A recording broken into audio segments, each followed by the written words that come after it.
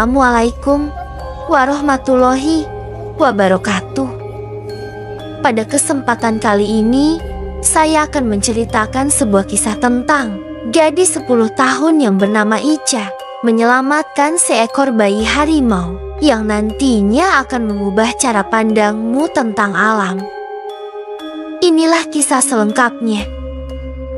Sebut saja namaku Ica, umurku 10 tahun, dan aku tinggal bersama nenek di sebuah desa kecil yang berbatasan langsung dengan hutan lebat di kaki Gunung Muria. Sejak kecil, aku selalu dilarang masuk terlalu jauh ke dalam hutan. Katanya karena di sana banyak hewan liar dan sesuatu yang tidak bisa dijelaskan. Tapi aku suka hutan. Di sana, aku bisa mendengar suara burung langka, mencium aroma tanah basah, dan merasa seperti dunia ini masih punya rahasia yang belum ditemukan siapapun. Kadang-kadang, aku duduk di atas batu besar dekat sungai kecil di pinggir hutan, membawa bekal dari nenek dan menggambar daun-daunan atau binatang yang kulihat.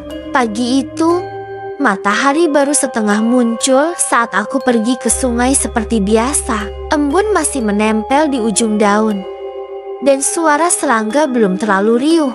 Aku duduk di bawah pohon beringin tua, membuka buku gambarku, dan mulai menggambar seekor burung elang yang tadi sempat terbang rendah di atas kepalaku.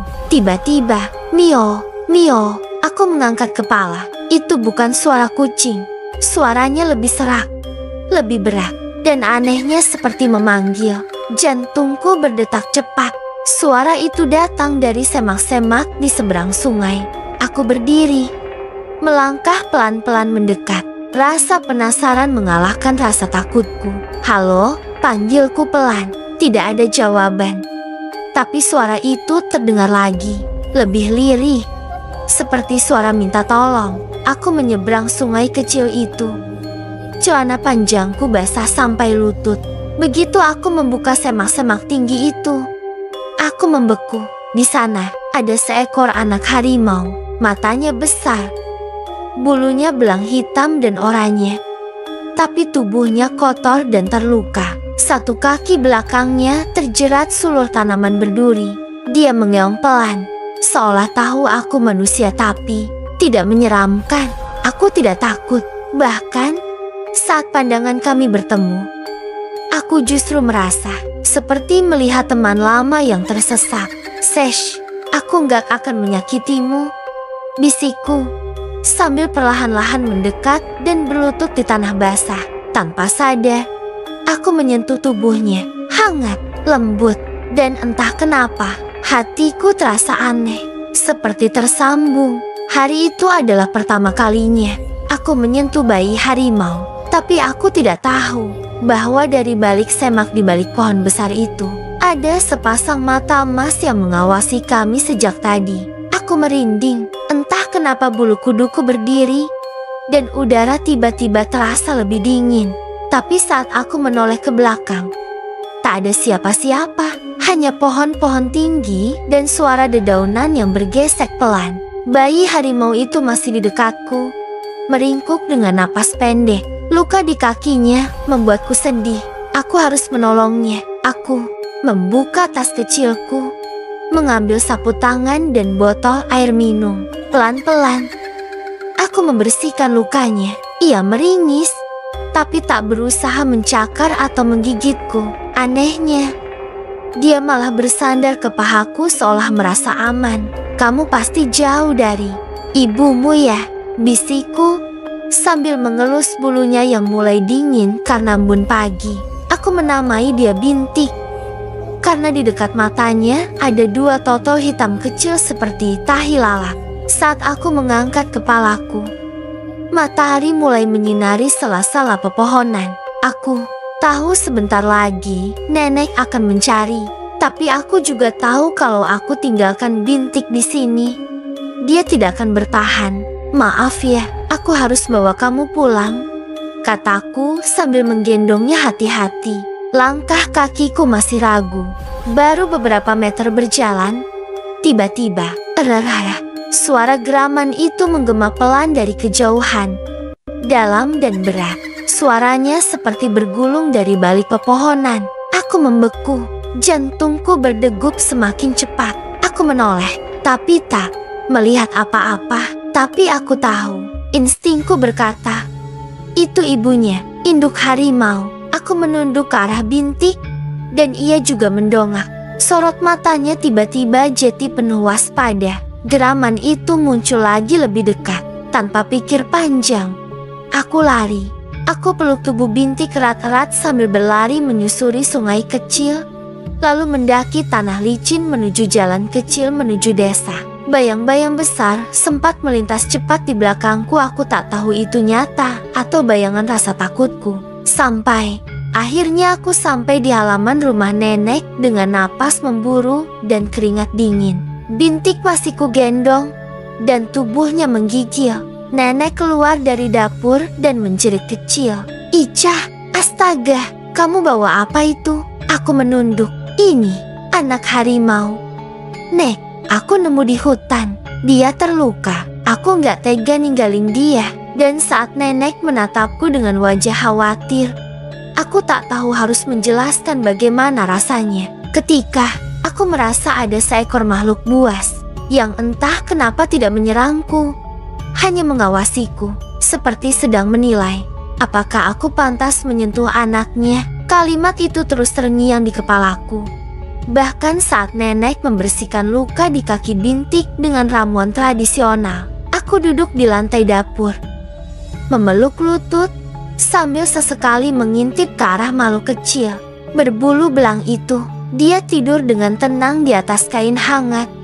Perutnya naik turun pelan. Nenek masih terdiam, sorot matanya tajam, penuh pertanyaan.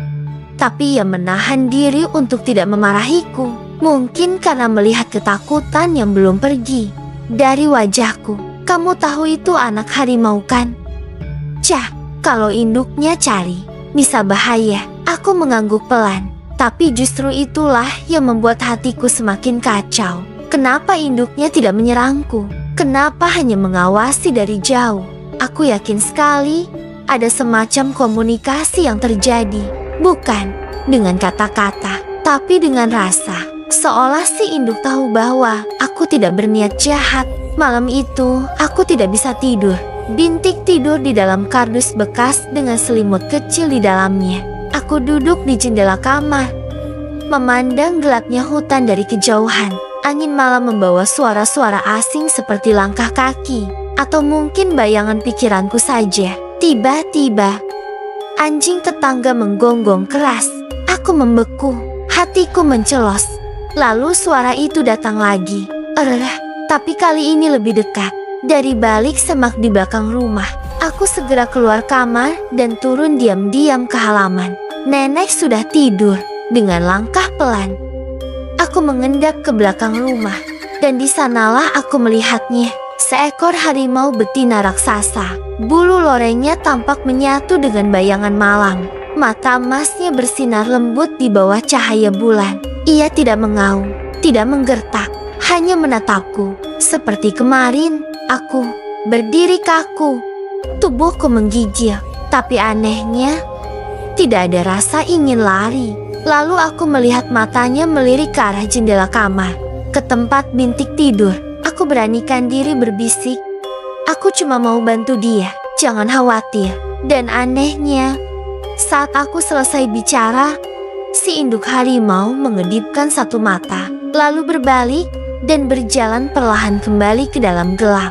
Aku berdiri di sana lama sekali, dan untuk pertama kalinya dalam hidupku, aku merasa ada seekor harimau yang mempercayai aku. Itulah yang membuat aku bisa tertidur malam itu. Tapi keesokan harinya, semuanya berubah. Pagi-pagi sekali, suara ramai dari depan rumah membuatku terbangun. Bintik masih meringkuk di dalam kardus. Matanya terbuka sedikit, tapi ia tidak bersuara. Aku segera keluar. Beberapa tetangga sudah berkumpul di halaman. Pak RT, Pak Darto si penjaga ladang, dan dua orang yang belum pernah kulihat sebelumnya. Mereka memakai seragam coklat kehijauan, lengkap dengan emblem kecil bergambar harimau. ada warga yang melihat harimau besar berkeliaran di dekat perkampungan. Kata salah satu dari mereka, kami dari BKSDA sedang menelusuri jejaknya. Jantungku mencelos. Mereka menunjukkan foto bekas cakaran besar di batang pohon nangka milik Bu Marni, lalu bercerita soal sapi Pak Lemon yang semalam menghilang. Aku langsung sadar induk Bintik mungkin sedang mencari makan atau menjaga dari kejauhan. Tiba-tiba, ibu keluar membawa teh manis untuk para tamu. Ia tampak gugup. Semalam Ica bilang dengar suara aneh di belakang rumah. Katanya tiba-tiba, aku menahan napas. Semua mata menoleh ke arahku. Benarkah? Jah, tanya Pak RT. Aku mengangguk pelan. Tapi buru-buru berkata, tapi aku nggak lihat apa-apa. Cuma suara aja. Mungkin kucing besar. Salah satu petugas BKSDA memperhatikanku lama. Lalu ia membuka tas kecil dan mengeluarkan sesuatu. Kamera pemantau gerak. Kami akan pasang alat ini di beberapa titik. Kalau harimaunya masih berkeliaran, kami akan tahu. Mataku langsung mencari Bintik. Kalau mereka menemukan bayi harimau itu di rumahku, bisa gawat. Siang itu aku mengurung diri di kamar. Ku belai lembut kepala Bintik yang kini sudah bisa duduk dan mengeong pelan seperti kucing kecil. Tapi aku tahu hewan ini tidak akan selamanya bisa bersembunyi. Dan saat malam tiba, suara itu datang lagi. Tapi kali ini tidak dari belakang rumah, melainkan dari ujung jalan. Di tengah keramaian kampung, aku mengintip dari balik tirai dan melihatnya. Bayangan besar berjalan pelan di bawah lampu jalan.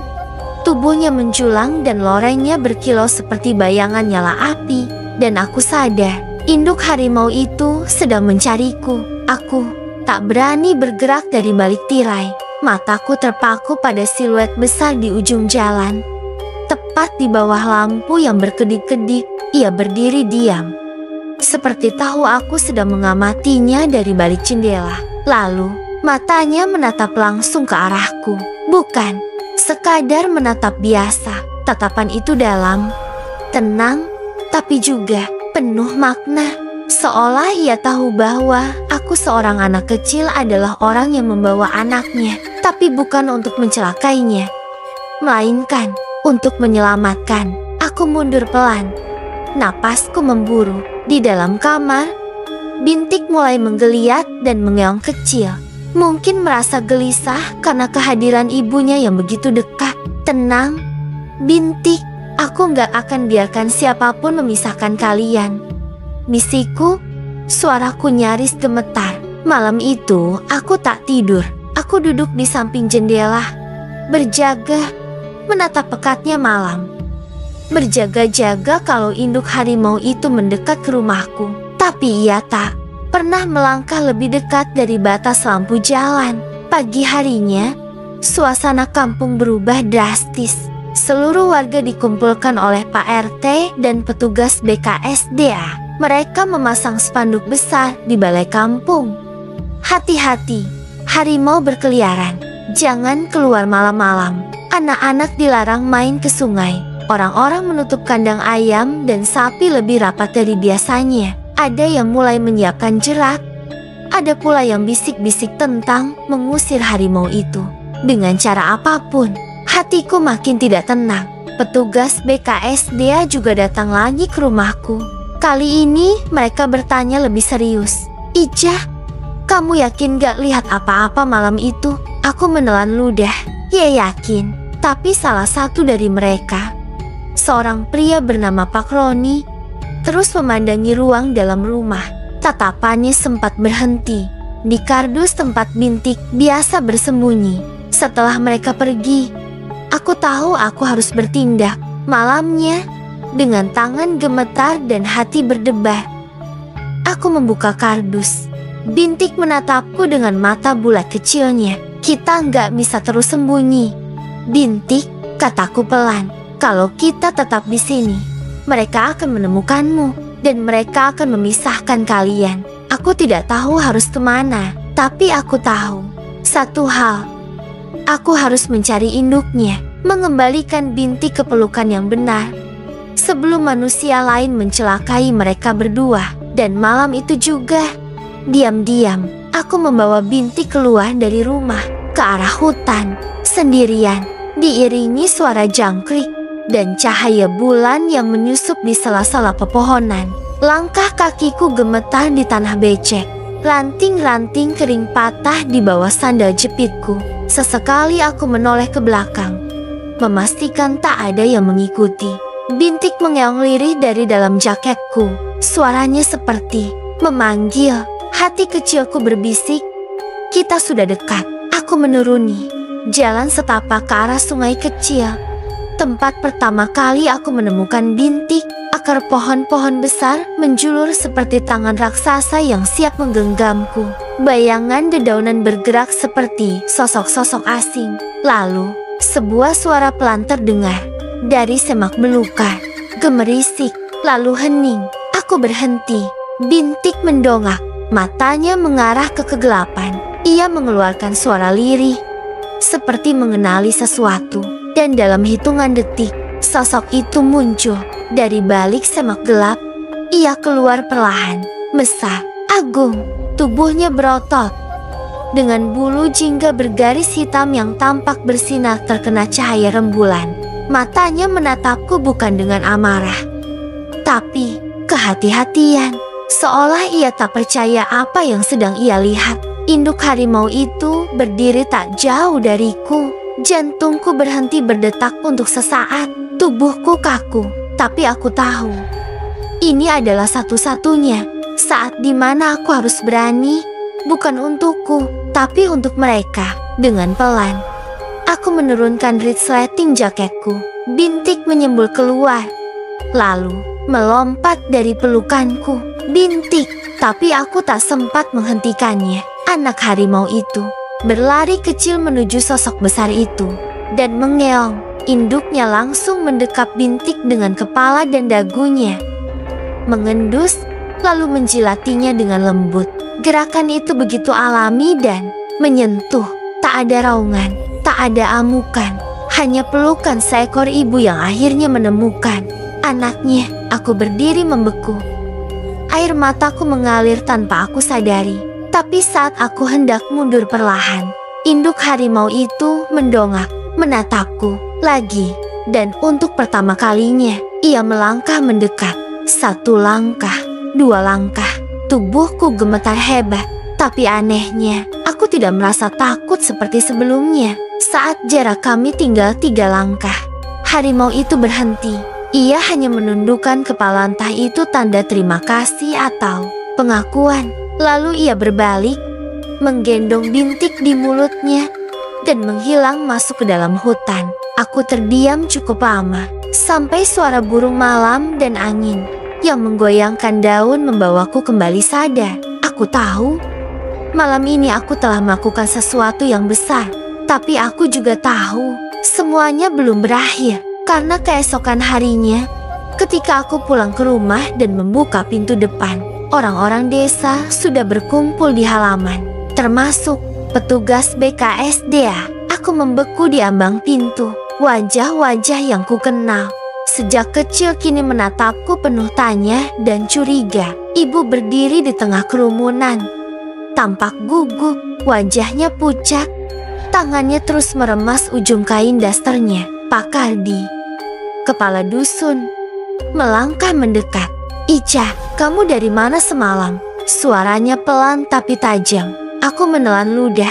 "Aku cuma jalan-jalan ke pinggir hutan, sendirian," tanya salah satu petugas BKSDA dengan rompi hijau dan emblem harimau di dadanya. Aku mengangguk pelan. Mereka saling pandang. Lalu satu dari mereka membuka ponsel dan menunjukkan sesuatu ke Pak Kardi. Aku mengintip sebuah foto. Sama, tapi jelas. Foto seekor anak harimau di pelukanku. Diambil dari jauh. Hatiku mencelos. Napasku tercekat. "Ini diambil semalam oleh kamera trap yang kami pasang," kata petugas itu. "Kita menduga anak harimau ini salah satu dari 3 yang dilahirkan indukan betina 2 bulan lalu. Tapi 2 lainnya ditemukan mati. Kami menduga ada gangguan manusia." Suasana semakin hening. Semua mata tertuju padaku. Ibu maju satu langkah. Ica, kamu benar-benar menyentuh harimau itu. Aku ingin menjawab, tapi bibirku terkunci. Aku takut. Bukan takut dimarahi, tapi takut mereka akan mengejar Binti. Takut mereka akan memisahkan dia dari induknya lagi. Aku menunduk. Diam. Salah satu warga berbisik kalau anak itu menyembunyikan anak harimau. Bisa bahaya. Bu, petugas mengangguk. Kami harus memastikan harimau adalah satwa dilindungi. Bahkan menyentuhnya saja termasuk pelanggaran. Tapi, jika niatnya menolong, kami akan pertimbangkan pendekatan berbeda. Dadaku terasa sesak. Aku tidak pernah berniat merusak, tapi semua ini terasa terlalu besar untuk kupikul. Tiba-tiba, terdengar suara geraman pelan, berat, dan menggetarkan tanah. Semua orang menoleh. Dari arah kebun belakang rumahku, terdengar suara langkah berat yang mendekat. Dahan-dahan bergoyang, daun-daun kering berjatuhan. Lalu, sosok besar itu muncul. Induk harimau. Ia berdiri tegak di ujung halaman, hanya beberapa meter dari semua orang. Matanya menyapu kerumunan, lalu menatap langsung padaku. Semua orang panik, teriakan pecah. Ada yang lari, ada yang ingin memukul. Tapi aku entah kenapa justru melangkah maju. Jangan, teriakku. Suara kecilku membuat semua diam sejenak. Aku melangkah pelan ke arah harimau itu. Induk harimau itu tidak bergerak. Ia hanya berdiri, tenang, seolah menunggu aku bicara. Dia tidak menyerang, karena dia sedang menjaga. Kataku, lirih, dan di detik itu, semua berubah. Seekor ibu tak akan melukai jika anaknya tak diancam. Kalimat itu keluar dari mulutku tanpa gemetar, tapi seluruh tubuhku terasa seperti akan runtuh.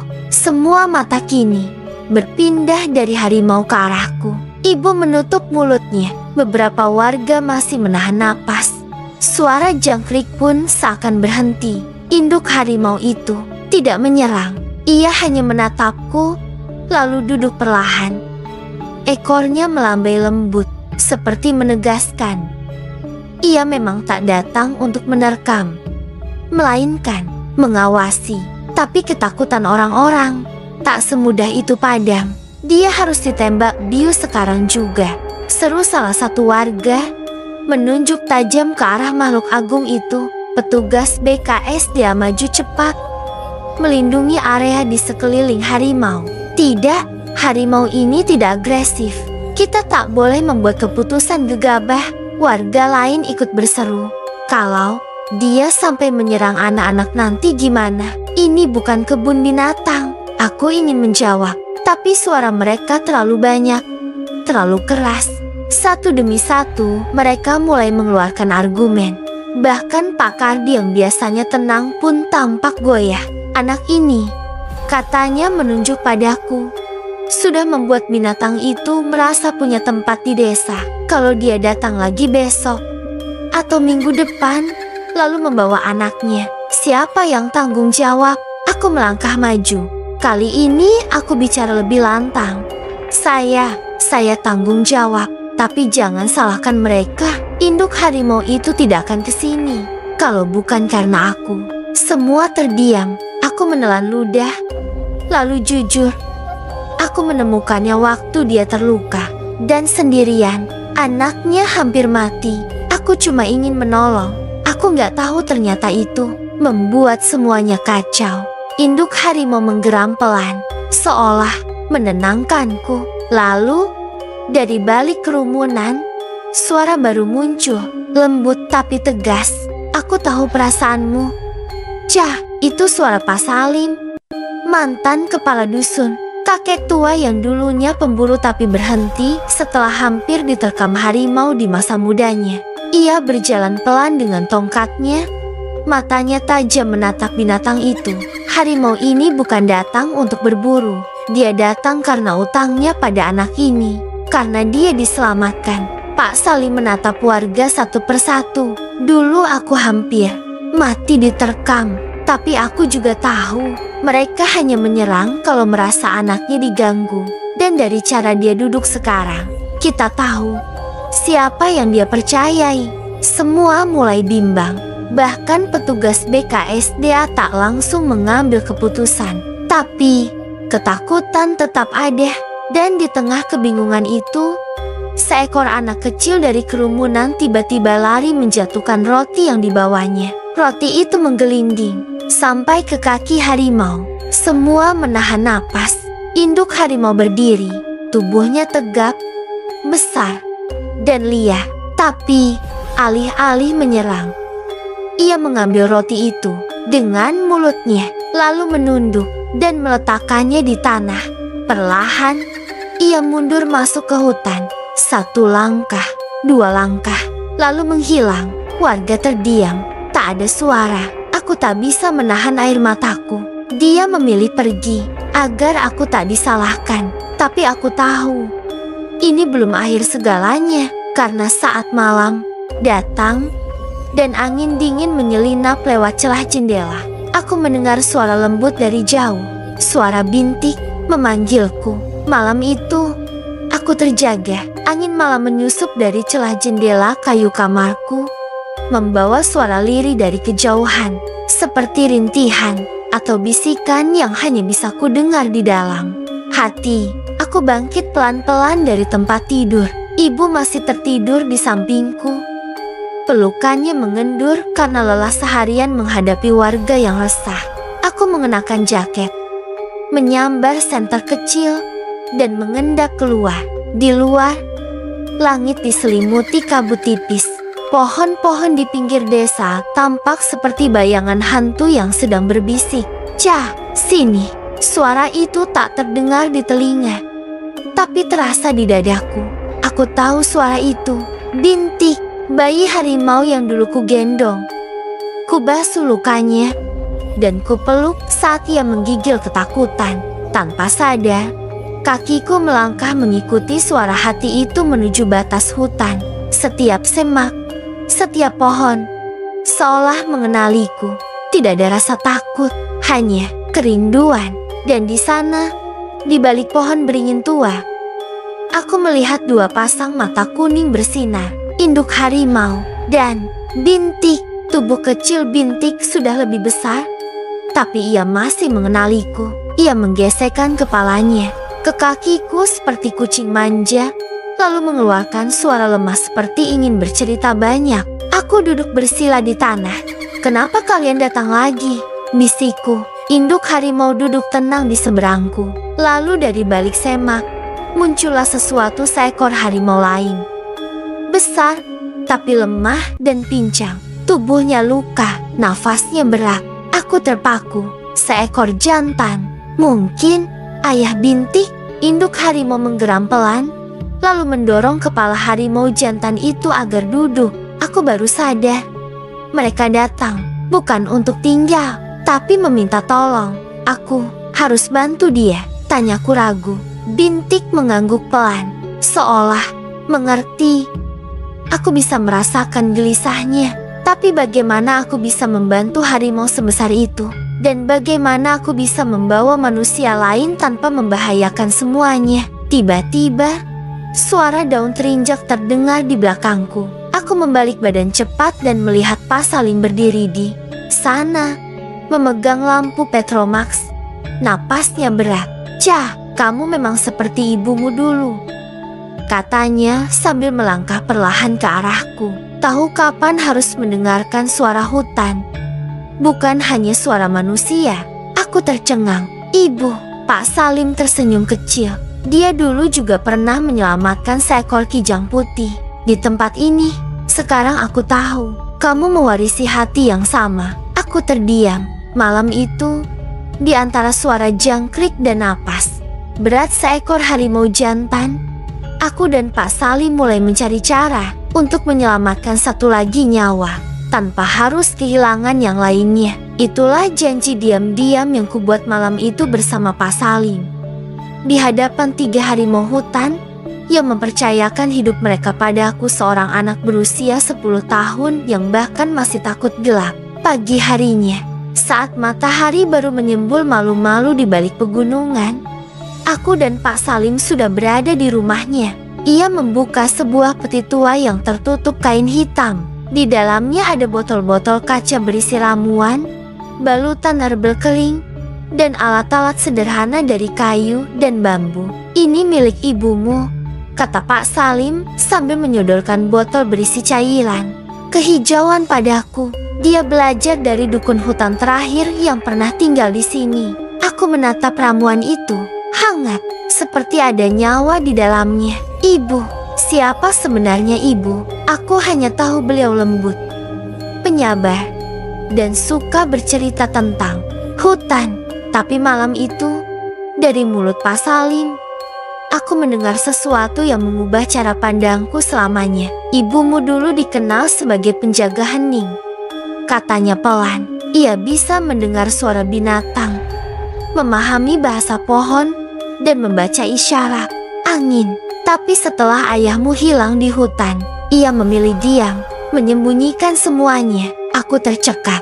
Ayah, kami tidak pernah menemukannya, lanjut Pak Salim. Tapi sebelum menghilang, ia sedang meneliti keberadaan makhluk hutan yang sangat langka. Seekor harimau putih raksasa. Hatiku berdetak lebih cepat. Harimau putih? Apakah itu, Ayah? Binti, malam itu, aku dan Pak Salim kembali ke hutan. Kami memoleskan ramuan ke luka-luka harimau jantan yang sudah sangat lemah. Ia tidak melawan. Ia hanya menatap kami dengan mata yang penuh luka. Bukan hanya di tubuh, tapi di hati. Disinilah semuanya terasa berbeda. Bukan lagi tentang aku menyelamatkan harimau, tapi tentang hubungan yang lebih tua dari diriku sendiri. Hubungan antara manusia dan hutan, antara keluarga dan alam, antara suara-suara yang tak pernah benar-benar hilang, hanya disimpan dalam akar-akar pohon yang tak bisa bicara. Ketika aku menatap mata bintik malam itu, aku merasa seperti melihat cermin. Mungkin aku memang tak pernah menyelamatkannya sendirian. Mungkin dia juga yang menyelamatkanku. Pikiran itu masih berputar-putar di kepalaku saat aku dan Pak Salim kembali dari hutan. Langit sudah mulai gelap dan angin sore terasa lebih dingin dari biasanya. Tapi sebelum kami sempat menghela napas, suara teriakan panik terdengar dari arah ladang Pak Wanto. Ada jejak besar, seperti cakar harimau, teriak seseorang. Aku dan Pak Salim saling menatap. Dunia kami yang tenang mulai retak. Warga mulai berdatangan. Mereka berkumpul di sekitar ladang yang tanahnya masih basah karena hujan kemarin. Di sana, jelas terlihat jejak kaki harimau, dalam dan besar, menuju arah sungai. Apa ini tanda-tanda mereka datang lagi? Seru Bu Retno, salah satu tetangga kami. Wajahnya pucat. Jangan-jangan ada harimau liar yang mengintai kampung, tambah Pak Wanto menggenggam sabitnya erat-erat.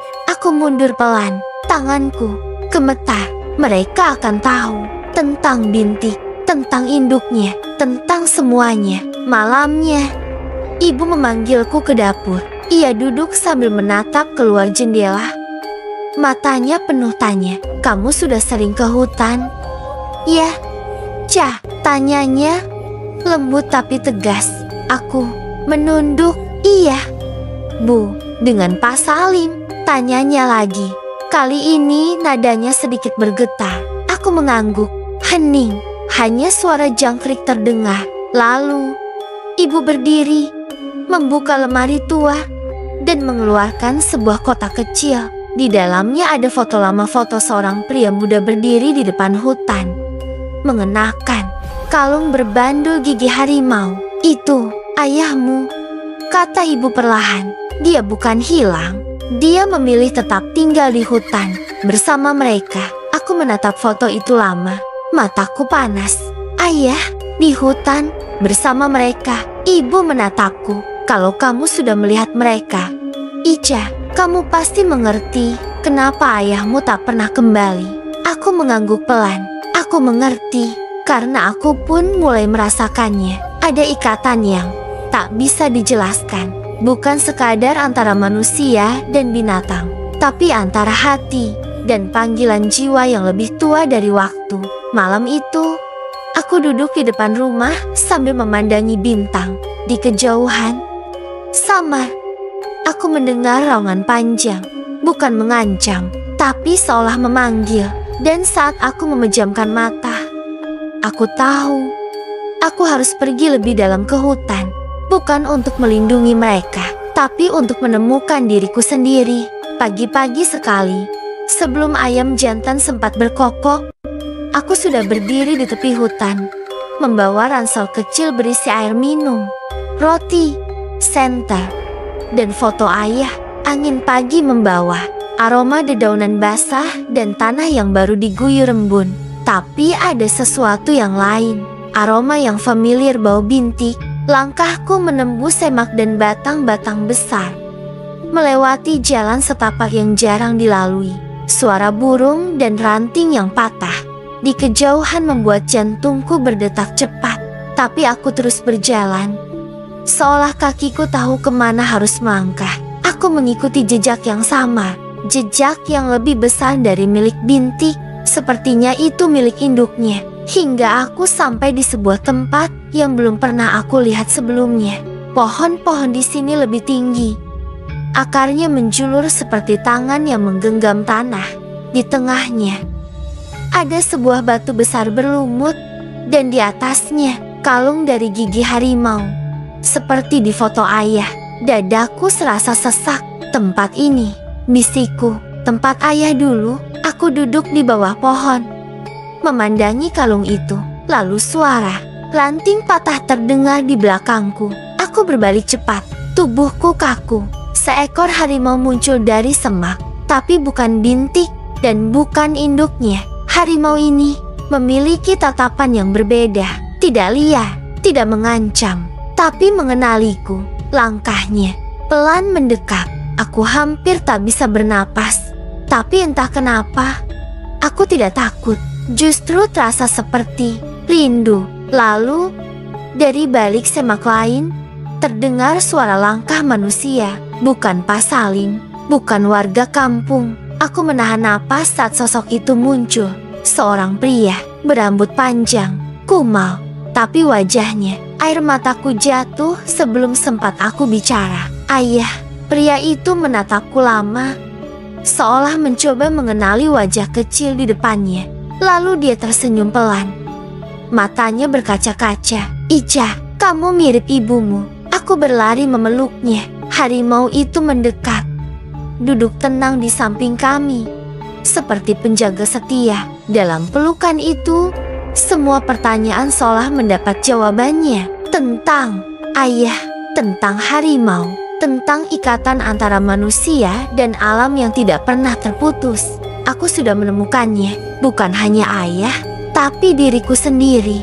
Pilihan itu tak mudah, dan waktu terus berjalan. Aku masih memeluk ayah. Tubuhnya hangat dan kurus, tapi hatiku penuh dengan kelegaan yang tak bisa dijelaskan. Induk harimau duduk tenang di samping kami, seperti tahu bahwa hari ini adalah hari yang sangat penting bagiku. Namun, kegembiraan itu tak bertahan lama. Dari kejauhan, terdengar bunyi kentongan bertalu-talu, disusul oleh suara ramai orang memanggil namaku. "Icaah, Icaah." Itu suara warga kampung, dan mereka tidak sendiri. Mereka membawa obor, parang, dan tali. Aku menggenggam tangan ayah kuat-kuat. "Ayah, kita harus pergi dari sini. Mereka pikir harimau di sini berbahaya." Ayah menatapku dengan sorot mata yang dalam, lalu menoleh ke harimau yang duduk tenang. "Mereka takut karena tidak mengenal," kata ayah perlahan. "Sama seperti dulu, aku juga takut." Aku menarik napas dalam-dalam. Aku tahu aku harus membuat pilihan. Tetap tinggal di sini bersama ayah dan para harimau dalam kedamaian hutan, atau kembali ke dunia di luar hutan, menjelaskan semuanya dan menyelamatkan mereka semua termasuk bintik dan induknya dari kesalahpahaman. Suara-suara makin dekat. Cahaya obor menari-neri di antara pepohonan. Ayah berdiri, menatap ke arah datangnya cahaya itu, lalu menatapku. "Kalau kau yakin dengan hatimu, Ica, katanya pelan, maka pilihlah bukan yang paling mudah, tapi yang paling benar. Aku menggigit bibirku, tubuhku gemetar, tapi aku tahu apa yang harus kulakukan. Aku berdiri, mengusap air mata, menatap ayah dan induk harimau bergantian. Aku akan kembali ke kampung, kataku dengan suara pelan tapi pasti, tapi bukan untuk lari. Aku akan bicara pada mereka. Aku akan lindungi kalian dengan caraku. Ayah mengangguk, tak berkata apa-apa, tapi matanya penuh kebanggaan. Induk harimau perlahan berdiri dan berjalan bersamaku, mengantarku ke tepi hutan. Aku berhenti sebelum cahaya obor menyilaukan mataku. Kuusap kepala harimau itu dan berbisik, "Terima kasih sudah menjaga ayah. Sekarang, biar aku yang menjaga kalian." Lalu aku keluar dari bayangan pohon dan menampakkan diriku di hadapan warga yang terkejut melihatku masih hidup dan berdiri tegak. Langkah kakiku menembus semak terakhir dan cahaya obor langsung menyilaukan mataku. Astaga, itu Ica. Dia hidup, dia hidup. Tunggu, siapa yang di belakangnya? Itu harimau. Aku berdiri di depan mereka dengan nafas tertahan dan jantung berdetak cepat. Di belakangku, induk harimau berdiri tenang, tak menggeram, tak menyerang, seolah tahu bahwa malam ini semua tergantung padaku. Beberapa warga langsung mengangkat parang, yang lain siap menjelak. Aku angkat kedua tanganku. Jangan, dia enggak jahat. Dia yang menyelamatkanku. Dia yang melindungi ayah. Teriakanku membuat semuanya terdiam sejenak. Pak Lurah, dengan wajah bingung dan mata merah, melangkah maju. Ica, kamu bilang harimau itu menyelamatkanmu. Aku mengangguk, suaraku bergetar, tapi aku tak ingin berhenti. Bintik, bayi harimau yang kutolong, dia anak dari induk ini. Aku tersesat dan malah ditemukan ayah. Ayah hidup, ayah tinggal di hutan. Dan harimau ini, dia yang menjaga kami semua. Suasana sunyi, tapi bukan sunyi yang nyaman. Bohong, bentak salah satu warga. Harimau itu udah memangsa kambing kami. Mereka harus diusir. Kita nggak bisa hidup berdampingan sama binatang buas. Aku menggenggam kuat bajuku. Tapi kalian gak pernah lihat sendiri, kan? Kalian hanya menilai dari rasa takut. Sama seperti aku dulu. Beberapa ibu mulai menangis melihatku masih hidup. Anak-anak lain bersembunyi di balik kaki orang tuanya. Aku menatap mereka satu persatu. Aku cuma anak umur 10 tahun. Tapi aku sudah belajar satu hal penting di hutan. Kalau kita saling memahami, maka kita bisa hidup berdampingan walau berbeda dunia. Induk harimau menggerakkan kepalanya ke sampingku. Tak agresif, tapi menunjukkan bahwa dia siap melindungiku jika ada yang menyerang. Pak Lurah menunduk lama, lalu ia berkata pelan, "Kalau betul harimau ini tak berbahaya, bisakah kalian kembali ke hutan malam ini?" Aku menoleh ke induk harimau. Ia memandangku, tenang, lalu berbalik sendiri, berjalan perlahan ke kegelapan. Aku menarik napas panjang. Dia pulang sendiri, Pak, karena dia percaya padaku bahwa aku akan menjaga hutan ini dari ketakutan yang tidak perlu. Pak Lurah akhirnya meletakkan obornya dan satu persatu warga menurunkan senjata. Malam itu, di tengah hening dan angin yang menggesek dedaunan, untuk pertama kalinya dalam hidupku, aku merasa benar-benar kuat bukan karena dilindungi, tapi karena aku memilih untuk melindungi. Keesokan paginya, aku duduk di samping ayah yang terbaring lemah di rumah Pak Lurah. Nafasnya berat, keningnya panas sekali, dan matanya hanya membuka sedikit. Aku tahu, ayah sedang bertarung lagi, kali ini bukan dengan hutan, tapi dengan tubuhnya sendiri. Ica, bisiknya lirih. Ayah butuh akar merah. Aku mengangguk cepat, walau tak mengerti akar merah itu di mana. Ya, ayah memejamkan mata, suaranya seperti angin. Jantung hutan, di bawah batu hitam, dekat pohon besar yang retak. Itu tempat yang dulu pernah disebut-sebut ayah waktu masih di hutan, tempat yang katanya paling dalam paling sunyi, dan paling berbahaya. Ica, kamu nggak boleh ke sana sendirian, kata ibu dengan mata cemas. Itu terlalu jauh, terlalu dalam. Aku menggenggam tangan ibu, tapi ayah butuh itu. Enggak ada orang yang tahu jalan ke sana, kecuali aku. Ibu tak bisa menjawab. Ia hanya memelukku erat, seolah tak mau melepas. Pagi itu, dengan ransel kecil dan segulung bekal daun kering, aku berjalan sendiri ke arah hutan. Tapi sebelum aku menembus batas pepohonan, dari balik semak-semak, sesosok tubuh berbulu oranye dengan bintik hitam perlahan muncul. Bintik, bisikku. Dia mendekat pelan, menjilat tanganku. Lalu dari belakangnya, induk harimau muncul lagi. Matanya penuh tanya, seolah berkata, "Kenapa kau kembali?" Aku menatapnya dalam-dalam. "Aku butuh bantuan kalian. Ayahku sakit. Aku harus ke jantung hutan. Tapi aku takut. Aku nggak tahu jalan." Induk harimau menatapku lama. Lalu ia mengangguk bukan dengan kepala, tapi dengan gerak tubuh. Seperti seekor ratu hutan yang memahami maksud hatiku. Dan begitu saja, petualanganku ke tempat terdalam dan paling terlindung di hutan pun dimulai. Kali ini aku tidak sendirian. Aku bersama dua pelindung terkuat yang pernah kutemui yang dulu kusebut liar, tapi kini kusebut keluarga. Langkah kaki kami menembus hutan lebat yang semakin gelap, semakin sunyi. Bintik kecil berjalan di sampingku. Ekornya melambai seperti panji semangat. Induknya berada di depan. Tubuh besarnya membelah semak dan ranting menjadi tameng hidup untukku. Namun, jantung hutan tidak menerima tamu dengan mudah. Semakin dalam kami masuk, udara menjadi lebih tebal dan lembab. Akar-akar pohon menjulur seperti tangan-tangan tua yang mencoba menarikku jatuh. Suara-suara aneh bergema, bukan suara hewan, tapi seperti bisikan, suara hutan yang memperingatkan. Apa aku harus balik? Bisikku lirih, tapi kaki ini tak mau berhenti. Aku teringat wajah ayah, napasnya yang berat, dan kata-katanya yang hampir tak terdengar.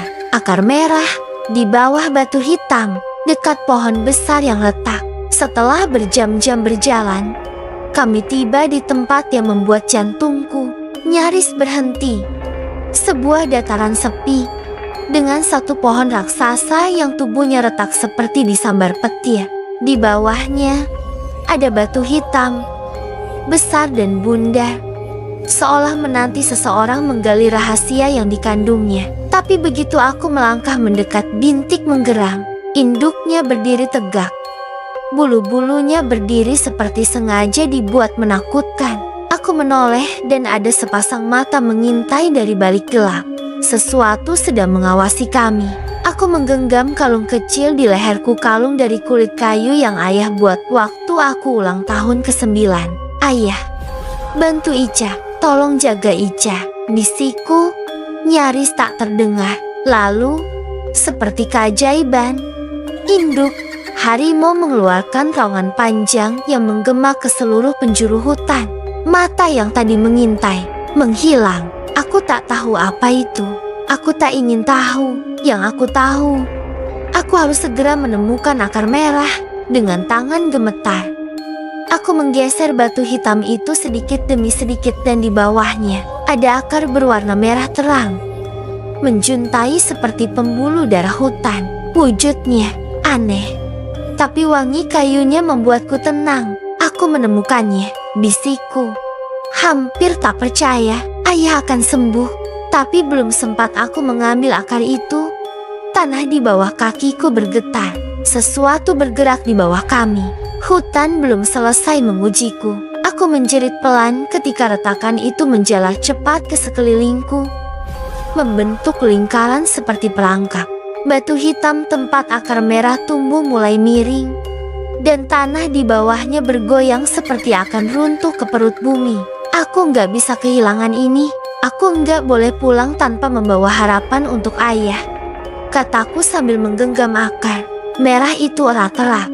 Tapi tanah di bawahku sudah membentuk jurang sempit. Dan hanya satu langkah lagi aku bisa jatuh masuk ke dalam gelap. Induk harimau meraung dari kejauhan. Tubuhnya tak bisa menjangkauku karena tanah di sekelilingku sudah terpisah. Bintik meringkuk di balik semak. Matanya basah. Mereka tak bisa menolongku kali ini. Tanganku gemetar. Aku harus membuat keputusan. Tinggalkan akar merah demi keselamatan diriku, atau bertahan dan ambil risiko kehilangan semuanya. Aku menutup mata, lalu kutarik napas dalam-dalam. Ayah pernah bilang, keberanian itu bukan gak takut, tapi tetap maju meskipun takut, dengan tekad yang terkumpul dari semua pelajaran hidup.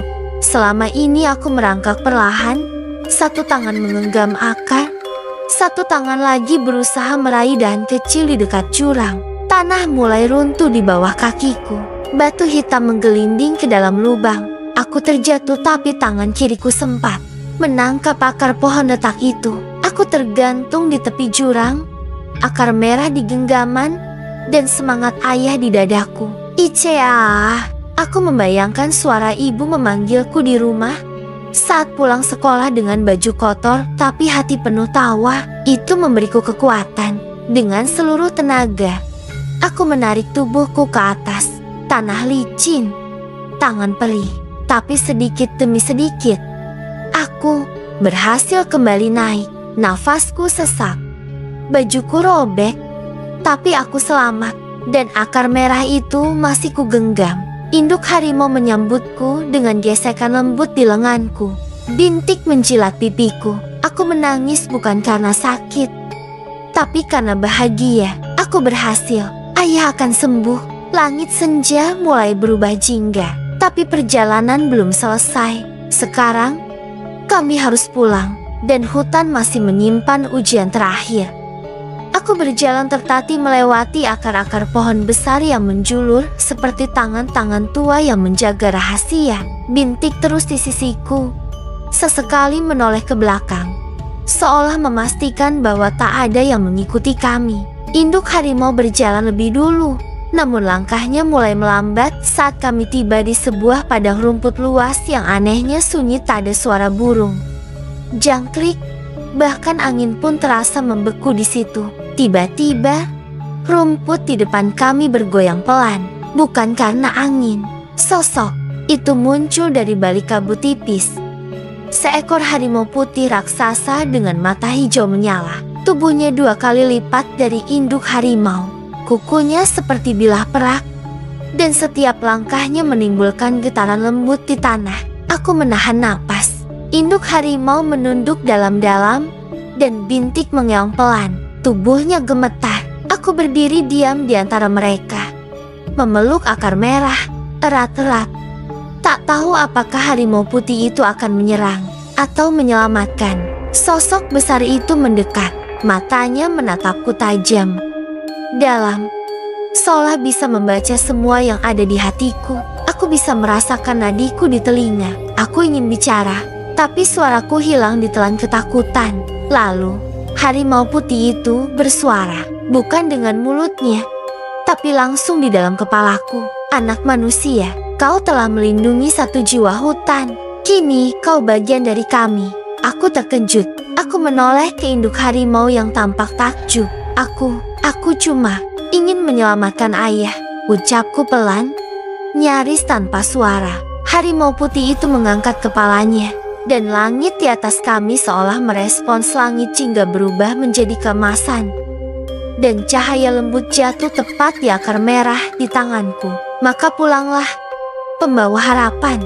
Tapi ingat, kau kini terikat oleh hutan. Suatu hari, hutan akan memanggilmu kembali. Lalu harimau putih itu perlahan menghilang, seolah menyatu dengan kabut. Aku terduduk lemas. Bintik mendekat dan memelukku dengan kepalanya. Induk harimau mendengkur rendah. Suara yang entah kenapa terasa seperti doa. Aku tak tahu apa maksud semua itu, tapi aku tahu satu hal, perjalanan ini telah mengubah segalanya. Tapi ada satu hal lagi yang harus kulakukan. Pulang. Langkah kami semakin ringan saat suara desa mulai terdengar, gemericik air dari saluran irigasi, sayup suara kentongan ronda, dan suara yang paling aku rindukan. Ica, suara itu suara ibu. Aku berlari, tapi saat aku melangkah melewati batas rimbun hutan dan memasuki jalan tanah menuju desa, aku sadar, induk harimau dan Bintik tidak ikut. Aku berhenti, menoleh. Bintik menatapku dari balik semak, dengan mata bulatnya yang bersinar sayu. Induknya berdiri di belakang, tinggi dan megah, seolah menjadi gerbang terakhir antara aku dan dunia lama. Hatiku terasa ditarik dua arah. Ayo, ikut aku. Kalian juga, seruku. Setengah berharap, setengah memohon. Tapi induk harimau menggeleng. Pelan, ia melangkah maju, menyentuhkan dahinya ke dahi Bintik. Lalu, ia menunduk ke arahku dan menggesekkan pipinya ke tanganku untuk terakhir kalinya. Aku tahu, ini perpisahan. Aku berlutut, memeluk Bintik erat-erat. Kamu kuat, kan? Jangan nakal. Kalau hutan panggil aku lagi, aku janji balik. Bintik mengeong pelan, lalu berbalik dan perlahan masuk ke balik semak. Induknya mengikuti, dan dalam sekejap, mereka lenyap di telan hijaunya hutan. Seakan tak pernah ada, aku berdiri lama, menatap tempat terakhir mereka menghilang. Air mataku menetes diam-diam, tapi hatiku penuh. Dan saat aku melangkah ke arah ibu yang berlari memelukku sambil menangis, aku tahu satu hal pasti. Aku sudah pulang, tapi aku bukan Ica yang dulu lagi. Sudah seminggu aku tinggal kembali di rumah, tidur di ranjang empuk, makan masakan ibu yang hangat, dan bermain bersama teman-teman di halaman. Semua terasa seperti mimpi-mimpi yang tenang, tapi juga terasa seperti ada yang kurang. Setiap malam, aku memandangi langit dari jendela kamarku. Langit yang sama seperti di hutan, tapi kini tanpa suara jangkrik liar, tanpa gemerisik daun dari kaki-kaki Bintik, tanpa tatapan hangat dari mata seekor ibu harimau yang pernah menjagaku lebih dari seorang penjaga. Lalu malam itu datang, malam yang berbeda. Saat embun menggantung tipis di udara dan cahaya bulan membentuk bayangan panjang di lantai kamar, aku mendengar suara itu. Auman, lembut, jauh, tapi sangat ku kenal. Aku berlari keluar. Ibu terbangun dan memanggilku, tapi aku tak menjawab. Kakiku membawaku ke tepi ladang, tempat pandanganku bisa langsung menembus ke batas hutan. Dan di sana di antara kabut dan pepohonan aku melihat sepasang mata. Mata Bintik. Ia menatapku dari kejauhan, hanya sebentar, tapi cukup untuk membuat hatiku menghangat. Auman itu bukan panggilan agar aku kembali ke hutan, tapi sebuah salam, sebuah janji, sebuah ikatan yang tidak akan pernah hilang. Aku berdiri lama, tersenyum dengan air mata mengalir. Aku tahu kamu baik-baik saja, Bintik, dan kamu juga, Ibu Harimau. Malam itu, untuk pertama kalinya sejak pulang, aku bisa tidur dengan tenang. Karena sekarang aku tahu, hutan tak pernah benar-benar pergi. Ia hidup di dalam hatiku. Dan siapa aku? Aku Ica, 10 tahun, anak kecil biasa yang pernah diselamatkan seekor harimau raksasa, dan kini, aku yang akan menjaga cerita itu selamanya. Kadang, pertolongan datang dari tempat yang tak pernah kita sangka, seperti hutan yang sepi atau harimau yang dianggap buas. Tapi dari sanalah aku belajar bahwa kebaikan tak mengenal bentuk dan kasih sayang bisa datang dari siapa saja. Dari kisah ini, semoga kita semua belajar untuk tidak cepat menghakimi, untuk lebih mencintai alam, dan membuka hati pada keajaiban-keajaiban kecil yang bisa mengubah hidup kita selamanya. Aku Ica, dan ini adalah kisahku, kisah yang akan selalu hidup di dalam hati setiap orang yang percaya pada keajaiban. Tamat.